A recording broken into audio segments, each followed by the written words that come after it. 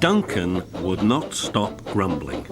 He grumbled that he wasn't polished enough. He grumbled that he was overworked. Most of all, he grumbled about the passengers.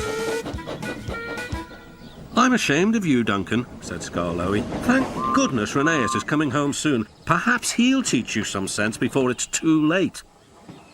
"What has Rheneas to do with me?" "Rheneas saved our railway," replied Skarloey. "Please tell us about it," said Peter Sam. "Well," began Skarloey, "it was before you came here. Things were bad. Rheneas and I had to keep the trains running, or our railway would have to close." "How awful," murmured Peter Sam. "I tried hard," continued Skarloey, "but my old wheels ached. Rheneas understood. 'It's my turn now,' he'd tell me. He was often short of steam, but he always struggled to a station and rested there. 'I mustn't stop between stations,' he'd say. 'The passengers wouldn't like it.'" "Pshaw," huffed Duncan. He had stopped on a viaduct and hadn't cared at all. "Passengers," continued Skarloey, "get cross if you stop at the wrong places. Rheneas stopped in a wrong place once, and this is what happened." One wet and windy afternoon when the rails were damp, Rheneas was travelling home with a full train. There were even passengers in the guard's van. It wasn't a comfortable ride at all. Rheneas's wheels kept slipping, and it was a steep climb.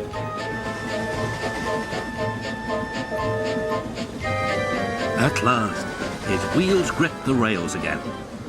"The worst is over," he thought. "Now we're away."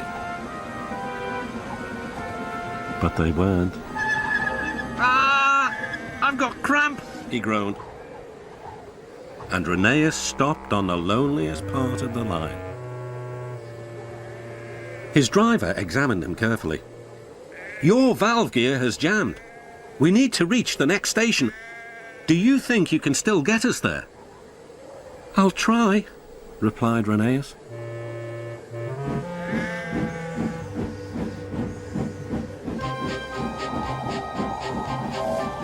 Rheneas did his best.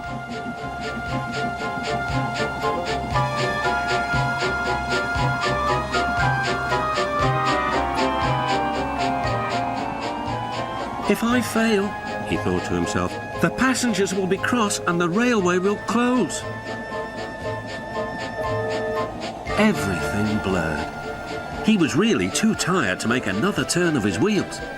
But he did. And another, and another, and another. Finally, tired but triumphant, Rheneas reached the station. "I'm here at last," he wheezed.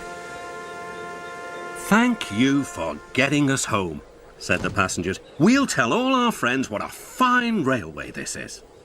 His driver was delighted. "You're a gallant little engine," he said to Rheneas. "When you're rested, we'll mend you so you'll be ready for tomorrow."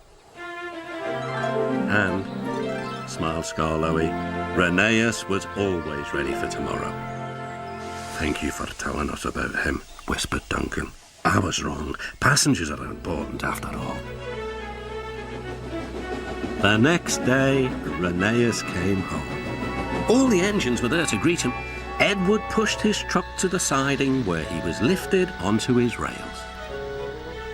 This was the signal for a chorus of whistles from engines large and small. Everyone was happy, and Rheneas was the happiest of all. "You know," he whispered to Skarloey, "this helps a little engine to feel that at last he has really come home."